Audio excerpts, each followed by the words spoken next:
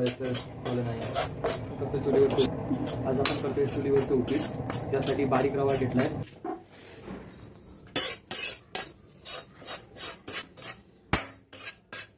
काढून घ्यायचं, दातीन भाजून घ्यायचं. 1 चमच तेल टाकायचं आणि ऑलरेडी असं मी चिरून ठेवतो. तर पहिला कांदा असं ब्राऊन भाजून घ्यायचा लाल होतं.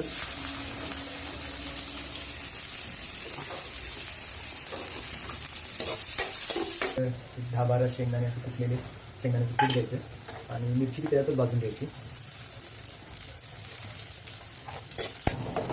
आता बटाटा घालून बटाटा बी पटकन भाजून घ्या. टमाटर टाकून घ्या. अर्धा टमाटरवर हे शेंगुलं नमक आहे. अर्धा चमच शेंगुलं नमक टाकले आणि मोठा चमच मला अर्धा चमच टाकले. तुम्ही टेस्ट अनुसार टाकू शकता. सुरुवातीला मी तुम्हाला सांगितलं झालं की जिरा मोहरी मी मध्ये टाकलेली आहे 1 चमच आणि आता चिमटभर हळद टाकली.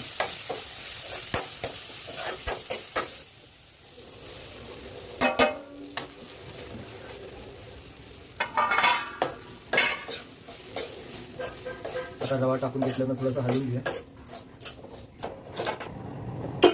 हे कोमट केलेलं पाणी टाकून हलवून घ्यायचं. झालं.